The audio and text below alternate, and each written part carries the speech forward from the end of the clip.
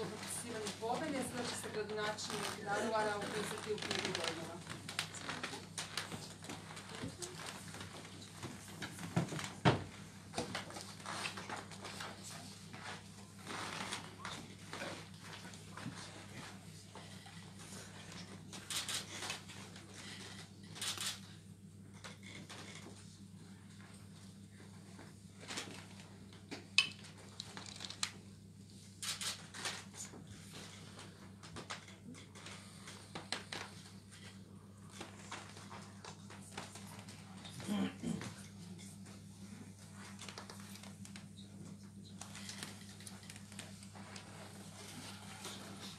Sad bih zamolila kolege novinare da stavi mikrofone na stol.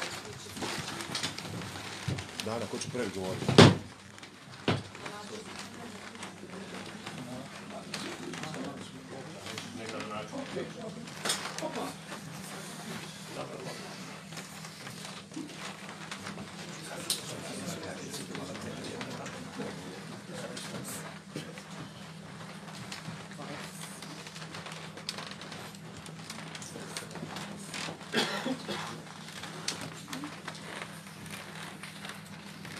Ja ću par riječi, pa ću se zamijeniti.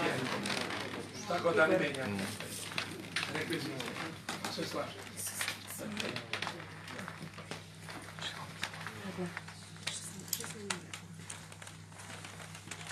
Evo prije svega, ako mogu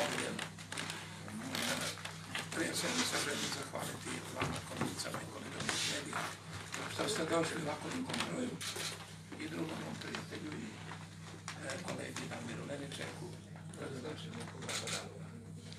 Rijetka je prigoda i ne svakidašnja praksa da glavni grad Republike Hrvatske potpisuje povelju o prijateljstvu i suradnji sa gradovima ispod te razine.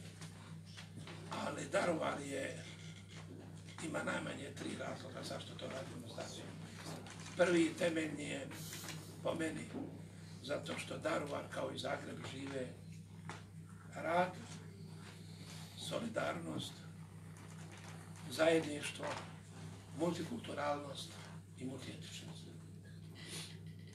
Da bi poentirali jače, pa i jedni od drugi učili, ja sam spreman učiti cijeli život, to je bila ideja vodilja, da kada smo ja i gospodin Bilek, koji je ovdje uvaženi saborski zastupnik, još sa bivšim gradonačelnikom na tu temu razgovarali, pozdravili na lijepo. Je povijest da s nama neko niti završava, nego uvijek neko započne, neko nastavi, tako će biti s nama. To je prvi razlog. Drugi razlog, zato što je Daruvar toliko blizu Zagrebu i toliko ima šansi da Zagrebčani posjete Daruvar i koriste prednosti Daruvara kad je u pitanju lječilišni turizam, kad je u pitanju šport ili kad je u pitanju suradnja u upravljanju javnih poslovima od interesa građana grada